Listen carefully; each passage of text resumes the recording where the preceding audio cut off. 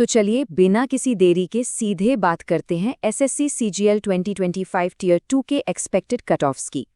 आखिर पूरा मामला है क्या, इसे समझते हैं। तो आंसर की आ गई है, स्कोर भी पता चल गया है और अब हर एस्पिरेंट के मन में बस एक ही सवाल है जो धुक-धुकी बढ़ा रहा है कि भाई जो स्कोर आया है क्या वो फाइनल सिलेक्शन के लिए काफी होगा।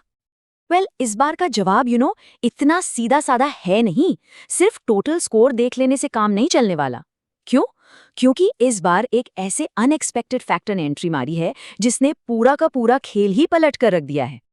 हालात देखिए कुछ ऐसे बन गए हैं कि दूसरे सब्जेक्ट्स में भले ही कितने भी शानदार नंबर आ गए हों, लेकिन फाइनल लिस्ट में नाम पक्का है इसकी कोई गारंटी नहीं बची है।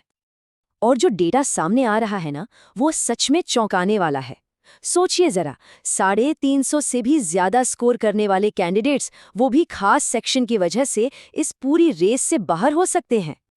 तो सवाल उठता है कि भाई ऐसा हो क्यों रहा है। इसकी वजह है कंप्यूटर का पेपर।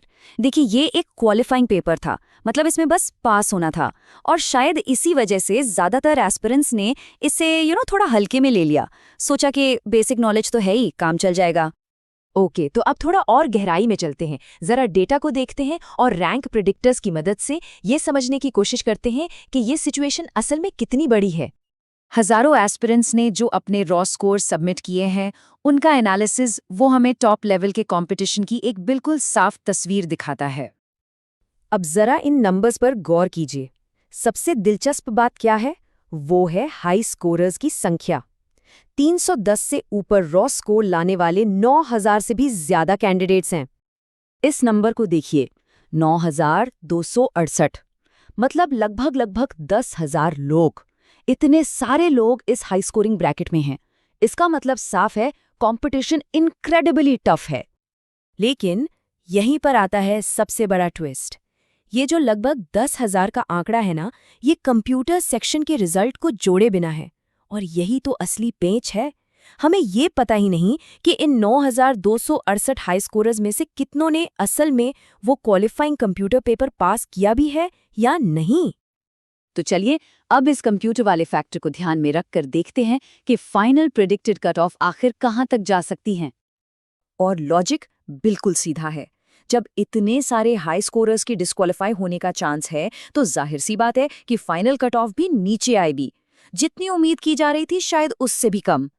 तो सबसे जरूरी बात, इस कंप्यूटर वाले वेरिएबल को एडजस्ट करने के बाद फाइनल सिलेक्शन के लिए जो डेटा के आधार पर एक्सपेक्टेड स्कोर रेंज निकल कर आ रही है, वो कुछ इस तरह दिख सकती है।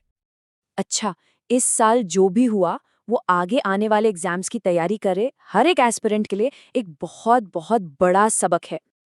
तो फिर 2025 के इस हैरान करने वाले नतीजे से क्या टेक अवे है, क्या सीखना चाहिए?